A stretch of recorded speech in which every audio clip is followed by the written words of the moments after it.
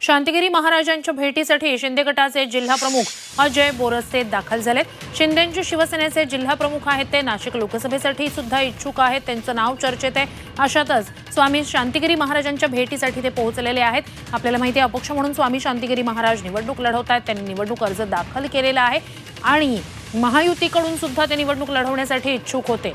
तर सिडको परिसरात सिद्धिविनायक मंदिरात अजय बोरस्ते हे स्वामी शांतिगिरी महाराजांच्या भेटीसाठी पोहोचलेले आहेत। स्वामी शांतिगिरी महाराज यांनी मुख्यमंत्र्यांची भेट घेतलेली होती। आता अजय बोरस्ते आणि स्वामी शांतिगिरी महाराज यांच्या भेटीत नेमकं काय घडतंय हे पाहणं महत्त्वाचं असेल। अधिकची माहिती या सगळ्या संदर्भात आपले प्रतिनिधी योगेश खरे यांच्याकडून घेऊया। योगेश, खरं तर शांतिगिरी महाराजांनी अर्ज दाखल केलेला आहे, अशात मग आता अजय बोरस्ते त्यांची भेट घेत आहेत, नेमकी का, कशासाठी? खरं तर अजय बोरस्ते हे शिंदे गटाचे जिल्हा प्रमुख आहेत। अमृत नोनी गॅस्ट्रिन, अपचन, ऍसिडिटी, गॅस्ट्रबल ह्यापैकी तुम्हाला कुठलाही गॅस्ट्रिक प्रॉब्लेम झाला, उपाय एकच, अमृत नोनी गॅस्ट्रिन। त्यांच्याकडे सुद्धा जबाबदारीचं पद आहे आणि शिंदे गटाचीच जागा ही नाशिक लोकसभेची जागा आहे।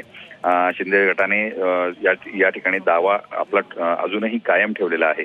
हेमंत गोडसे यांनीही आपला दावा कायम ठेवला आहे, मात्र ही जागा शिंदे गटानेच घ्यावी अशी आग्रही मागणी ही शिंदे गटातून आहे आणि त्यामुळेच अजय बोरस्ते हे आज स्वामी शांतिगिरी यांना भेटायला आले आहेत। खरं तर स्वामी अजय बोरस्ते सुद्धा स्वतः इच्छुक आहेत, त्यांनी सुद्धा आपली मुख्यमंत्र्यांची भेट घेतली होती आणि स्वामी शांतिगिरी यांनी सुद्धा मुख्यमंत्र्यांची भेट घेतलेली होती।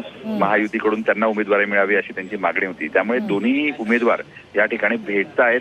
त्यात अजय बोरस्ते स्वतः जिल्हा प्रमुख आहेत, त्यामुळे काय खलबतं होतात याकडे सर्वांचं लक्ष लागलंय। कदाचित नाशिक लोकसभेसाठी स्वामी शांतिगिरी महाराज यांना सुद्धा ऑफर दिली जाऊ शकते शिंदे गटाकडून, किंवा त्यांना माघार घ्यावी अशी विनंती करण्यासाठी अजय बोरस्ते आज या ठिकाणी आले असतात। नक्कीच, म्हणजे दोन घडामोडींसाठी किंवा दोन गोष्टींसाठी ही भेट असू शकते।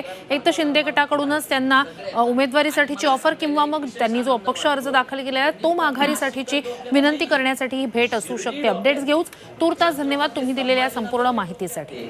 दिंडोरी डोक्यात आहे, जळगावही डोक्यात आहे, धुळे डोक्यात आहे आणि जालना डोक्यात आहे आणि मी आज इथं नवसाला पावणारे सिद्धिविनायकाच्या साक्षीनं सांगतो, आपला झेंडा दांडा लागल्याशिवाय कोणाचाच फडकू शकत नाही।